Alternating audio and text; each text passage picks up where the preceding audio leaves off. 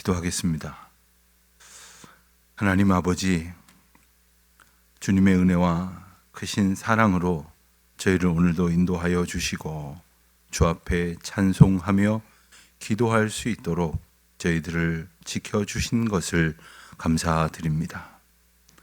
저희가 무엇이 간돼 하나님의 은혜 가운데에 살게 하시고 또 때때로 실망하고 또 교만하고 그런가 하면 함부로 생각하고 말하고 판단하고 그리고 그 일로 인하여 범죄하는 어리석음을 끊임없이 범하며 살아감에도 불구하고 하나님께서는 매일 매순간 저희들을 지키시고 인도하여 주셨으며 이 아침도 오직 전적인 주의 손을 의지하여 살아갈 수 있도록 저희를 붙들어 주시니 이 놀라우신 은혜와 사랑을 인하여 감사를 드립니다.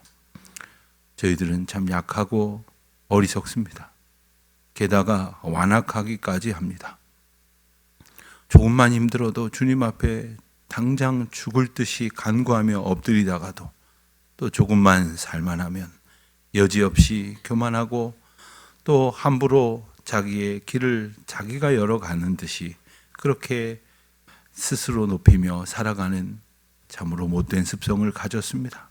하나님 저희를 불쌍히 여겨 주시옵시고 주님의 인도하심과 긍휼이 없이는 단 하루도 단 한순간도 한 걸음도 바르게 걸어갈 수 없다는 것을 저희로 고백할 때에 저희를 붙들어 주시는 은혜를 허락하여 주시기를 기도드립니다. 교회의 머리이신 주님, 이 땅의 교회들이 저마다 아픔을 겪고 또 답답하고 어렵다는 고통 가운데에 호소를 아뢰고 있을 많은 이들이 있음을 주님 아십니다. 특별히 저희가 살아가고 있는 이 세상은 그 어느 때보다도 복음과 또한 성도들의 걸음을 가로막고 있는 그런 분위기 속에 있습니다마는 어쩌면 그보다 더 먼저 성도라 자임하는 저희들이 세상의 방식을 따라 살았고 또 하나님의 뜻을 구한다고 하지만은 자기의 마음에 들지 않을 때는 가차없이 외면하고 자기 소견에 옳은 대로 살았던 그러한 잘못된 그러한 종교 생활이 저희들의 모습을 가로막고 망가뜨리고 있다는 것을 고백하지 않을 수 없습니다. 주님, 바른 온전한 믿음 생활 할 수 있도록 저희를 다시금 긍휼 가운데에 지켜주시옵소서. 오직 예수 그리스도 그 이름만을 의지하며 살아가는 저희들이 되게 하여 주시기를 기도드립니다.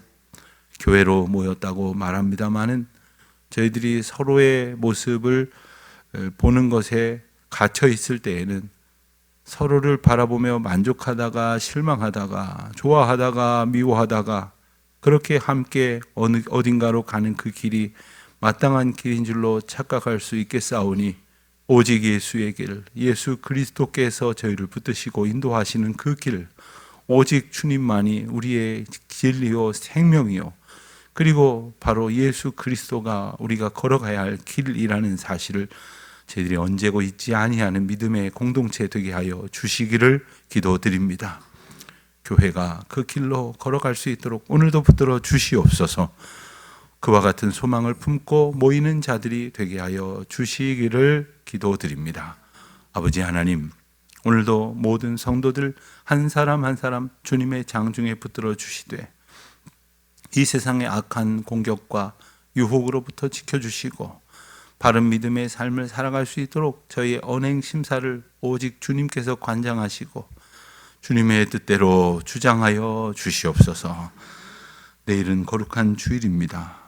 특별히 교회 창립 45주년 감사의 예배를 하나님 앞에 올려드리게 되는데 지난날 저희 각 사람을, 각 가정을, 특별히 저희 교회를 인도하여 주신 주님의 놀라우신 사랑을 깊이 묵상하며 하나님께 감사하며 모든 것이 주님의 은혜임을 영광 돌릴 때에 교회의 머리이신 주님께서 온전한 인도자가 되어주심을 저희들이 더욱 분명히 깨닫고 찬송하며 주님의 인도하심으로 걸어가기만을 더욱더 정결케 고백하는 귀한 날이 되게 하여 주시옵소서. 하나님, 오늘도 여러 모양으로 주일을 준비하는 이들에게 함께하여 주시옵시고, 또 몸된 교회의 각 지체로서 은사를 받은 대로 섬기고 충성할 때에 하늘에는 영광이 되게 하시고 저희에게는 무한한 기쁨과 감격과 또한 오늘 살아갈 이유와 힘이 되게 하여 주시옵소서. 하나님, 특별히 병중에 있는 교우들이 많이 계십니다. 어려운 중에 날씨가 조금만 추워도 또 길이 미끄러워도 거동조차 어려워하는 분들도 여러분 계십니다. 하나님, 우리 성도들이 삶의 여러 가지 어려운 형편이 주님을 향한 믿음의 길을 걸어가는 것에 방해가 되지 않도록 주님의 긍휼히 여겨 주심을 얻게 하여 주시옵시고, 특별히 오늘 내일 날씨가 많이 추워진다고 하는데 우리 모든 성도들을 각 처에서 안보하여 주시고 마땅히 주의 뜻을 함께 이루어가는 주의 권속들 되게 하여 주시옵소서. 주님의 뜻을 의지합니다. 주의 역사하여 주시고 인도하여 주시옵소서. 온 성도들의 걸음걸음 지켜 주시옵소서. 오늘 혼사를 치르는 가정이 있습니다. 하나님께서 저희의 모든 삶을 인도하시되 가정을 통하여 역사하시고 그리하여 그 가정이 하나님 앞에 굳건히 서는 복을 얻게 하여 주시옵소서. 새롭게 세워지는 가정을 축복하시고 정말 하나님께 귀한 기쁨이 되는 가정, 또 교회의 자랑이 되는 가정, 교회를 통하여 하나님께서 그 크신 역사를 이루어 가는데 귀히 쓰임받는 귀한 가정으로 붙들어 주시옵소서. 주님 거룩한 역사를 오늘도 저희 모두에게 베푸실 그 놀라우신 은혜를 소원하오며 이 모든 말씀 우리 주 예수 그리스도의 이름으로 기도드립니다. 아멘. 잠언 25장 말씀을 봅니다. 잠언 25장 14절부터 28절까지의 말씀 우리 다 같이 한 목소리로 봉독하겠습니다. 선물한다고 거짓 자랑하는 자는 비 없는 구름과 바람 같으니라. 오래 참으면 관원도 설득할 수 있나니 부드러운 혀는 뼈를 꺾느니라. 너는 꿀을 보거든 족하리라 금 먹으라. 과식함으로 토할까 두려우니라. 너는 이웃집에 자주 다니지 말라. 그가 너를 싫어하며 미워할까 두려우니라. 자기의 이웃을 쳐서 거짓 증거하는 사람은 방망이요 칼이요 뾰족한 화살이니라. 환난 날에 진실하지 못한 자를 의뢰하는 것은 부러진 이의 위골된 발 같으니라. 마음이 상한 자에게 노래하는 것은 추운 날에 옷을 벗고 소다 위에 식초를 부음 같으니라. 내 원수가 배고파하거든 음식을 먹이고 목말라하거든 물을 마시게 하라. 그리하는 것은 핀 숯을 그의 머리에 놓는 것과 일반이요 갚아 주시리라. 옥붕이 비를 일으킴같이 참소하는 혀는 사람의 얼굴에 분을 일으키느니라. 다투는 여인과 함께 큰 집에서 사는 것보다 움막에서 혼자 사는 것이 나으니라. 먼 땅에서 오는 좋은 기별은 목마른 사람에게 냉수와 같으니라. 의인이 악인 앞에 굴복하는 것은 우물이 흐려짐과 샘이 더러짐과 같으니라. 꿀을 많이 먹는 것은 좋지 못하고 자기의 영예를 구하는 것이 헛되니라. 자기의 마음에 제어하지 아니하는 자는 성읍이 무너지고 성벽이 없는 것과 같으니라. 아멘. 25장부터 29장까지의 말씀은 솔로몬의 잠언으로서 히스기야의 신하들이 편집했다 이렇게 말씀을 드렸습니다. 이들이 편집을 하면서 모든 백성들이 하나님을 잘 믿고 경외하는 신앙생활을 한다는 것은 구체적으로 이런 것입니다라고 이제 소개를 하는데, 그러다 보니까 이미 강조해 왔던 잠언, 즉 24장까지 이렇게 편집된 잠언들과 부분 이렇게 겹치는 내용들이 많이 있습니다. 유사한 표현들도 있고 또한 같은 주제를 다루는 내용들이 적지 않게 많이 있습니다. 오늘 말씀에도 겹치는 부분들을 읽으시면서 느끼셨을 것인데, 그렇지 않은 부분들은 주로 인간관계에 관한 교훈을 많이 주고 있습니다. 여러분, 인간관계에 있어서 우리가 실수하는 것이 뭐냐면 나하고 이 사람하고만 괜찮으면 뭐가 문제냐 라고 말을 하면서 행동을 하는데, 실상은 하나님께서 사람을 만드시고 사람들이 함께 어울려 살아가게 하시면서 이루시고자 하는 기쁨과 허락하시는 그러한 감사가 있습니다. 그리고 삶을 풍성하게 하는 하나님의 은혜를 누리게 됩니다. 여러분, 하나님께서 여러분을 만약에 여러분에게 위로하신다면 무엇을 통해서 위로하시겠습니까? 하나님께서 직접 하나님의 위로의 말씀을 계시하시고 또 일러주시고 역사하실 것이겠습니다만은, 가장 보편적이고 구체적인 것은 여러분의 환경을 통해서, 여러분의 주변을 통해서, 여러분 곁에 있는 사람들을 통해서 위로한다는 것을 잊지 말아야 합니다. 이 말을 다르게 말하면 내가 하나님께서 일하시는 위로의 역사를 이루는 도구다라는 것이죠. 그러니까 나는 하나님의 위로의 통로가 되고, 그리고 하나님께서 주시는 격려, 용기를 갖게 하는, 영어 성경에는 encouragement라고 하는 단어가 참 많이 나옵니다. courage, 용기를 불어넣어주는 그런 말들이죠. 우리말로는 격려라고 하기에는 너무 좀 뭐랄까요, 무슨 세레머니의 격려사 이런 느낌이 많아가지고 조금 의미가 이렇게 한정되는 것 같고, 굉장히 격식 있는 자리에서 격식 있는 관계 속에서만 이루어지는 것 같지만 그렇지가 않습니다. 어떻게 보면 이 눈빛 하나가 사람에게 격려가 되고 또는 실망이 될 때가 있습니다. 사람을 만나서 하는 이 모든 관계 속에 하나님께서 그에게 부어주시기를 원하시는 용기와 힘과 또한 새로운 활력을 하나님께서 어떻게 나누도록 하시는가. 그래서 인간관계는 참 중요합니다. 그런데 실상은 저 사람과 나만 문제가 되면, 문제가 안 되면 아무 문제 없다라고 말하지만 실상은 상대방 생각도 안 해요. 오늘 본문에도 그런 얘기가 많이 나오는 거죠. 14절에 보면 선물한다고 거짓 자랑하는 자는 비 없는 구름과 바람 같다.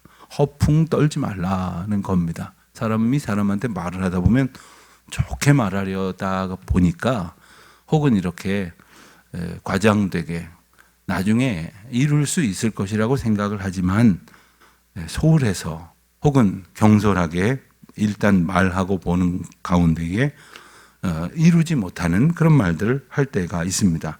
반면에 사람을 대할 때 오래 참으면서 말을 하면 관원까지도 설득할 수 있다. 당시의 관원은 아주 완고한 난공불락과 같은 그러한 어떤 힘을 가진 사람으로 상징되어져 있습니다. 그러니 그 관원 앞에서 때로는 고통을 겪고 때로는 어려움을 겪게 되기도 하지만 오래 참아가면서 설득을 하면, 그러면 뼈를 꺾는 그러한 성과를 거둘 수도 있다는 거죠.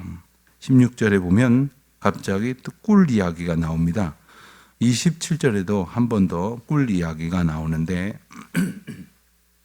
앞서 말씀드린 것처럼 오늘 잠언의 내용들은 이 구절구절들이 다 연결되어져 있다고 생각하실 필요는 없습니다. 편집되어져 가는 과정 가운데서 어떤 한 사람의 어떤 에디터가 그 의도를 가지고 쫙 편집했다고만은 보여지기 어려운 그런 전개가 많이 있습니다. 그렇기 때문에 한 절 혹은 두 절 혹은 길어봐야 서너 절 정도로 이렇게 주제가 나누어지고 있다는 것을 염두에 두면서 보면 좋겠습니다. 꿀을 보거든 조카리만큼 먹으라. 또 27절에 보면 많이 먹는 것은 좋지 못하다. 이렇게 말하면서 우리가 좋은 것이라고 하지만, 내가 좋아하는 것이라고 하지만, 그리고 몸에도 좋다고 하지만 그 또한 절제할 줄 알아야 한다 하는 거죠. 예전에 식품영양학을 전공한 교수님이 한 자리에 있는 모임에서 그냥 별 생각 없이 그 간식을 이렇게 먹는데 그 앞에 호두가 있었어요. 호두를 이렇게 깨서 먹는데 아무런 도구가 없었습니다. 뭐 호두를 이렇게 깨는 그런 도구도 없었고 뭐 망치 같은 그렇게 딱딱한 것도 없었고 아무것도 없었어요. 그러니까 다들 이 호두를 깨서 드시려고 하는데 어떻게 할지를 몰라서 심지어 뭐 의자를 갖다가 이렇게 꾹꾹 해보기도 하고 여러 교수님들하고 같이 자리를 했는데 누가 이거는 왜 이렇게 먹기가 힘들까 하고 혼잣말처럼 이야기를 했더니 그 음식 재료를 연구하신 분이 하시는 말씀이 조금만 먹으라는 얘기죠. 이렇게 얘기를 하시는 거예요. 조금만 먹으라는 얘기죠. 그래서 그게 무슨 뜻입니까? 왠지 좀 전문가가 이야기하는 것 같으니까 상당한 어떤 근거가 있는 이야기 같아서 여쭤봤더니 본인 생각에는 그렇다는 거예요. 무슨 연구의 결과는 아니고 이렇게 다루어서 먹기 힘든 음식들은 많이 먹으면 안 좋다는 거예요. 뭐 갑각류라든가 혹은 뭐 견과류라든가 이런 것들은 많이 먹으면 배탈 나고 혹은 과도하게 섭취되면 뭐 좀 몸에 좋지 않다는 거죠. 그렇게 듣고 보니까 상당히 일리가 있어요. 그런데 우리는 어떻습니까? 누가 수고해서 깨놓은 거 그냥 왕창 털어 먹으려고 하지 않습니까? 그러니까 그렇게 적당하게 먹을 줄 알아야, 절제할 줄 알아야 된다. 17절 이하에는 인간관계에도 절제가 필요하다 그럽니다. 이웃집에 자주 다니지 말라. 싫어할까 미워할까 두려우니라. 여러분 나 좋다고 마구 다니는 것은 상대방이 말 못하고 어려움을 겪을 수 있어요. 혹시 만나고 싶고 같이 시간을 보내고 싶으시면 우리 집으로 오라고 하십시오. 그러면 아마 조금 상대방에게 선택할 여지가 더 있을 것이기 때문에 그렇습니다. 인간관계에도 보면 이렇게 서로가 서로 간에 암묵적으로 지켜야 할 이 선이 있지 않습니까? 이 선을 마구 넘어다니는 사람들이 있어요. 이것이 심해지면 인격 장애라고까지 말을 합니다. 그런 분들은 제법 살다 보면 많이 만나게 됩니다. 그런 인간관계에 대한 부분들이 여러 가지로 나옵니다. 20절을 보면 마음이 상한 자에게 노래하는 것은 추운 날의 옷을 벗음 같고 소다 위에 식초를 부음 같다. 지금 마음이 상해서 고통을 겪고 있는 사람이 있어요. 그 앞에서 노래를 한다는 것은 상대방의 마음은 생각하지 아니하고 그저 내 기분만 이야기하는 것이죠. 우리가 구역 모임 같은 데서 여러 사람하고 이야기하다 보면 무엇에 대해서 이렇게 자꾸 좀 그릇된 얘기를 할 때가 있어요. 예전에 구역 모임을 갔습니다. 그래서 잠깐 이렇게 예배드리기 전에 이렇게 얘기를 하는데 어떤 분이 택시를 타고 오시다가 택시기사하고 싸움이 붙었나 봐요. 택시기사한테 욕을 막 하는데 이분이 흥분을 해가지고 그냥 아침에 있었던 그 일만 얘기하면 다행인데 택시 기사들을 그냥 몽땅 다 매도해가지고 뭐라고 그러는 거예요. 그런데 그 가운데 택시 운전하시는 분이 가정에 있는 그런 집이 있었어요. 생각을 안 하는 거죠. 모르진 않고 있어요. 그렇게 오랫동안 신앙생활을 했으니 왜 모르겠습니까? 모르진 않고 있는데 갑자기 깜빡한 거죠. 그래서 제가 얼른 다른 말로 돌리고 나서 나중에 한참 있다가 이야기를 제가 불러서 좀 나눴습니다. 그때서야 놀라는 거예요.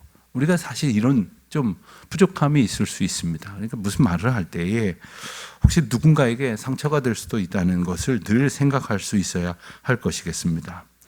24절에 보면 또다시 이런 이야기가 반복이 되어 등장을 합니다. 다투는 여인과 함께 큰 집에서 사는 것보다 움막에서 혼자 사는 것이 나으니라. 여러분 누가 움막에 혼자 살고 싶겠습니까?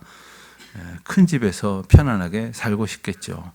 여기서 말하는 큰 집이라는 것은 단지 평수가 넓은 집을 의미하는 것이 아니라 아주 안전하고 잘 구비된 집이다. 이런 뜻도 담겨져 있습니다. 집은 쉼의 기능도 있지만 안전을 담보하는 것이 제일 중요하지 않겠습니까? 집에 와서 편안하게 쉴 수 있으려면 안전이 지켜지지 않으면 어떻게 편안하게 쉴 수가 있습니까? 도둑 맞을까 봐 막 이 문 저 문 걸어 잠그고 또 쇳대를 달고 뭐 하고 불안해서 잠을 잘 수 있겠습니까? 그런데 우리가 가지고 있는 모든 것 가운데 가장 큰 평안함은 뭐냐면 다툼이 없는 상태를 말합니다. 그리고 그보다 더 차원이 높은 평안은 그리스도 예수 안에 있는 것을 말합니다. 인간의 욕구라는 그 주장을 이제 학자들이 많이 하는데 그 가운데에 가장 대표적인 메슬로우라고 하는 그런 학자가 있습니다. 그 인간의 욕구 단계를 보면 기본적인 욕구부터 차원 높은 어떤 그 가치적인 그러한 욕구에까지 이렇게 되는데, 그 중에서 가장 중요한 것 중에 하나가 이 안전의 욕구입니다. 편안하고 싶은 욕구입니다. 그러나 다툼이 생기면 유무형의 편안함이 다 깨져버리고 만다는 것이죠. 다툼은 상대방에게 책임을 돌리고 싶은 그러한 속성이 우리에게 있지만, 언제나 양자 간의 문제이고, 아니 내게 더 큰 문제가 있는 것은 이 다툼이 가지고 있는 문제의 인식을 지금 나는 갖고 있지 않습니까? 만약 갖고 있지 않은 상대방과 갖고 있는 나의 책임의 소재를 따진다면 이 문제의 중요성을 알고 있는 내게 더 책임이 있을 것입니다. 그러니까 하나님의 평강을 이루는 그 방법, 그리고 그것을 소원하기 위해서 애쓰는 그 길을 향한 우리의 소망이 하나님 앞에 늘 있어야 할 것이겠습니다. 25절 말씀 보면, 먼 땅에서 오는 좋은 기별은 목마른 사람에게 냉수와 같으니라. 언젠간 우리나라 대통령이, 아주 오래 전인데 우리나라 대통령이 이제 외국에 방문을 했더니 그 나라 국가 원수가 공항에서 환영사로 이 구절을 이제 읽는 것을 본 기억이 납니다. 그러면서 좋은 기별을 가지고 왔다. 그래서 성경 한 구절을 이렇게 인용을 하는데, 우리나라 사람들은 그것이 성경에 나오는 얘기인지 잘 모르고, 그리고 뭐 어디 서양 격언인가 보다 이 정도 생각을 하겠죠. 여기서 중요한 의미는 어떤 기별이냐 하는 겁니다. 우리는 생각하기에 내게 좋으면 내게 좋은 기별이 좋은 기별이다 이렇게 말하지만, 하나님께서 우리에게 주신 모든 소식들 가운데에 어떤 소식은 우리를 경계케 하는 것이 있고, 어떤 소식은 우리가 피해야 할 것도 있지만, 어떤 소식은 우리가 붙들어야 할 것도 있습니다. 내게 좋다고 여겨지는 것도 있고, 나와 곁에 있는 사람들이 좋다고 여겨지는 것이 있지만, 예수 그리스도께서 기뻐하실 소식이 있습니다. 오늘도 결혼식이 두 결혼식이 있어 제가 참석을 해야 하는데, 결혼식을 준비할 때마다 제가 똑같은 구절을 가지고 설교합니다만 늘 새로운 은혜를 이제 갖게 됩니다. 사랑이 무엇이냐고 고린도전서 13장에서 고백하는 많은 내용 가운데 진리와 함께 기뻐한다는 내용이 있죠. 사랑은 진리이신 예수 그리스도와 함께 기뻐하는 그러한 가정을 이룰 때 궁극적으로 완성이 됩니다. 자기들끼리만 좋아가지고, 예컨대 시부모님들 마음도 아프게 하고, 또 장인 장모님 마음도 아프게 하고, 곁에 있는 사람들도 다 마음 아픈데 자기들만 신나가지고 즐거워하는 거, 그거 바른 결혼이 아닙니다. 그 행복한 결혼이 결코 되지 못합니다. 예수 그리스도 안에 얻는 참된 기쁨과 평안, 그 안에서 나누는 모든 은혜와 감격의 소식들이 되어질 수 있도록, 그런 소원과 함께 우리가 그런 소식을 전하는 자들이 되어야 되겠죠. 어떤 분이 그러더라고요. 기쁜 소식이 하나 있고 덜 기쁜 소식이 하나 있는데 무엇을 들으시겠습니까? 그래서 기쁜 소식을 전하시오 그랬더니, 기쁜 소식을 전하고 나면 이제 하나 남았죠. 그러면 그건 덜 기쁜 소식이 아니라 그건 기쁜 소식입니다.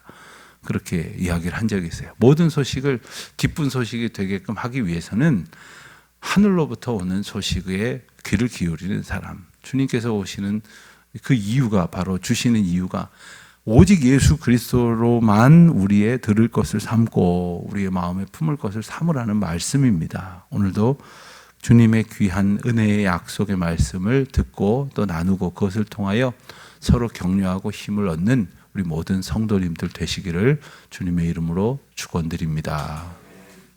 오늘 결혼식이 오후 5시에 있어서 교회에서는 3시 50분에 차편을 이용하실 분 같이 출발하게 됩니다.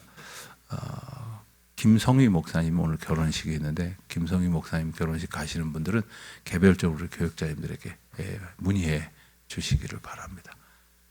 하나님 아버지 감사합니다. 저희에게 어떻게 살아가야 할런지의 그 지혜를 말씀을 통해서 일러주시니 감사합니다. 하나님께서 주시는 귀한 은총 가운데에 저희가 무엇을 말하며, 무엇을 소원하며, 또 무엇으로 우리의 삶을 채우며 살아가려고 할 때마다 위로부터 주시는 하나님의 복된 인도하심을 의지하며 살아가는 저희 모두가 되게 하여 주시옵소서. 예수님의 이름으로 기도합니다. 아멘.